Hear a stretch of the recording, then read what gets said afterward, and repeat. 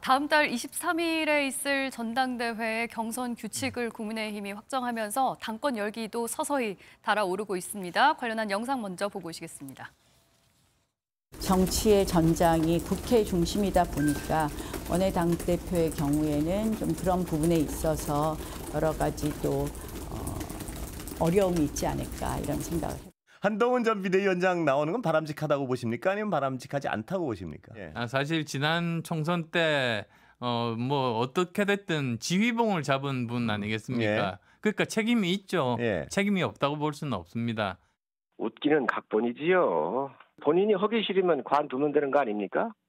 본인이 안 나오면 되는 겁니다. 그런데 본인은 반대를 하고 최고위에서 이거를 가결하고. 제 정치적 소임은 친윤이라는 이름으로 당을 망쳐놓은 사람들을 개혁하는 것이 제 정치적 소임이라고 저는 생각합니다. 당내에서 이렇게 한동훈 전 위원장에 대한 비판들이 많이 나오고 있는 거 보니까 한동훈 전 위원장의 출마가 이제 거의 기정사실화됐다라고 느껴집니다. 그렇습니다. 지금 당내에서는 어대한, 어차피 대세는 한동훈이다. 아니면 원외한, 원외 인사는 한계가 있다. 이렇게 좀 갈리는 것 같아요. 어느 쪽 분위기가 더 무게가 있다고 보십니까? 글쎄요, 뭐 지금 결과를 예단하기는 어렵고요. 예. 다만 한동훈 전 비대위원장에 대한 어떤 비판이나 견제성 코멘트가 집중이 되는 것을 보면 역시나 한 전 위원장이 이번 전당대회 키플레이어라는 것은 분명해 보이죠. 네. 그리고 공식적으로 출마 선언을 하면은 상당히 유리한 위치에서 출발할 것도 틀림없어 보입니다. 그러나 이제 제가 이 방송에서도 지난주에도 아마 말씀을 드렸습니다만 매주 말씀을 하고 그렇습니다. 계시죠.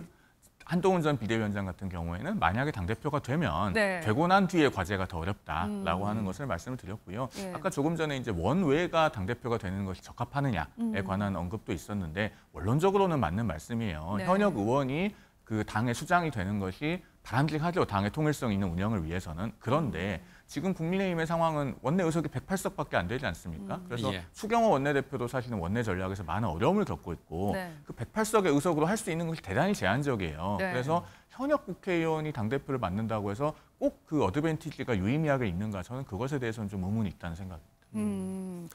한동훈 당대표가 된다고 전제를 했을 경우에 지금 뭐 많은 분들이 그렇게 될 거라고 보고 있으니까 국민의힘은 어떤 동력을 가져갈 거라고 보세요? 이 총선 패배 이후에 지금 민주당이 압도하고 있는 이 국회 상황, 여러 가지 또 용산과의 여러 가지 어려운 부분, 굉장히 난관이 많은데 한동훈 대표 체제가 들어서면 뭐가 어떻게 달라질 거라고 아니면 뭐가 더 어떻게 나빠질 거라고 보세요? 일단은 세 가지가 있죠. 첫째는 국민의힘이 현재 여러 가지 쇄신과 그 변화의 과제를 정식 지도부로 밀어놓고 있습니다. 왜냐하면은 당원이 선출하지 않은 그 임시 지도부가 할 수 있는 것에 한계가 있거든요. 비대위 체제는 한계가 그렇습니다. 있다. 그래서 모든 걸 다 밀어놓고 있는 상황이기 때문에 새 지도부가 들어서면 어쨌든 그 새 지도부의 의사에 맞게 그 여러 가지 변화와 쇄신의 작업들이 가시적으로 나올 겁니다. 예. 그게 첫 번째고요. 그다음에 두 번째는 만약에 한동훈 전 위원장이 당대표가 되는 경우를 가정해 보면은 그래도 이슈 파이팅 능력이 있죠. 그러니까 야당과 싸울 수 있다. 그것도 있지만은 어떤 새로운 아젠다를 발굴해서 내놓거나 해서 그 이슈를 주도할 수 있는, 선점할 수 있는 능력이 저는 있다고 봅니다. 그래서 네. 108석의 소수 여당으로서는 결국 원내에서 머릿수만으로는 할 수 있는 것이 매우 제한적이기 때문에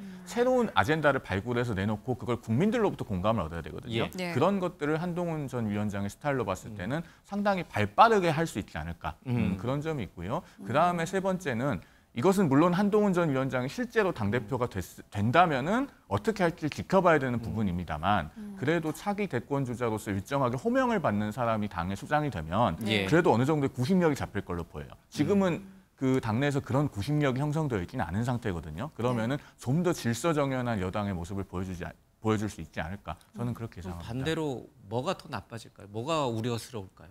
아니 우려스럽다기보다는 그러나 놓여있는 과제들이 하나하나 쉬운 것이 없다고는 제가 말씀드렸죠. 야당이 192석이나 되고 그다음에 총선 때만큼의 어떤 질서정연한 리더십이 잡히는 것이 어려운 측면은 분명히 있고 대통령실과의 관계 설정도 쉬운 과제가 아니고 아까 제가 말씀드린 그 새로운 아젠다를 속도감 있게 발굴해서 내놓는 그런 차별화된 컨텐츠도 간단한 일은 아니라는 말씀은 제가 일관되게 드리고 있습니다. 협력이 필요한 일들이 대부분일 텐데. 대통령실과의 관계 설정도 간단한 문제는 아니겠죠. 네. 민주당이 보시기에는 어때요? 이제 한동훈이라고 하는 차기 막강한 대선 주자가 이제 당대표가 되고 민주당도 역시 이재명이라고 하는 막강한 대선 주자가 이게 거의 대선 분위기로 접어들 것 같아요. 이 두 분이 이제 각자 당대표가 된다면은 어떻게 보세요?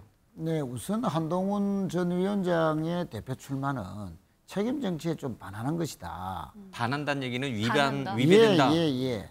왜 그러냐면 바로 이번 총선에서 본인이 당 대표로서 치른 선거에 참패를 했습니다. 그런데 바로 이어지는 3개월 후에 전당대회에 나온다 하는 그 전례가 없죠. 아니 이재명 대표도 이제 다른 경우기는 아니, 합니다만 대선에서 그러면 패배하고 바로 당대표 나오지 않았습니까? 그렇게 그 출마했던 이재명 대표에게 그렇게 또 비난했던 국힘은 또 그러면 내노란불 아닙니까? 그렇듯이 본인들이 주장했던 것과도 맞지 않는 책임 정치에 좀 반하는 것이고 특히 국민의힘에서는 전례가 없는 그런 그 출마다 보고요. 특히 이 대권 주자들끼리 이렇게 여야가 대표로서 한다면 정치력을 발휘하는 측면에서는 오히려 기대해 볼 만한 측면도 분명히 있습니다만 한동훈 전 위원장이 대표로 된다면 윤석열 대통령과의 관계에서 차별화를 하면 본인 정치하기는 상당히 유리한 면이 있겠지만 차별화를 하지 않고 예를 들어 최혜병 특검에서 한동훈 대표 체제에서 특검에 찬성한다 라고 하면은 여론의 지지는 받을 수 있겠지만 대통령으로서는 감내하기 힘든 상황 아니겠습니까? 과연 한동훈 위원장이 그런 정치를 할 수 있느냐? 예. 그런 측면에서 본다면은 또 한계가 뚜렷할 것이다. 알겠습니다. 그런 측면에서 한동훈 대표의 출마는 책임 정치에도 맞지 않고 된다고 하더라도 여권의 분란과 갈등으로 인해서 또 본인의 대권 정치를 위해서 사사건건 야당과의 대립만 강조하다 보면 책임 있는 국정을 책임진 여당으로서의 역할을 상당히 등한시할 수 있는 상황이 예. 올 수도 있다. 그런 우려도 갖고 있습니다. 알겠습니다. 그러니까 양쪽에 다 대권 주자가 당대표가 되다 보니까 신경전이 더 날카로울 수밖에 없고 그래서 더 싸울 것 같아요, 여야가. 글쎄요. 걱정 안 돼요?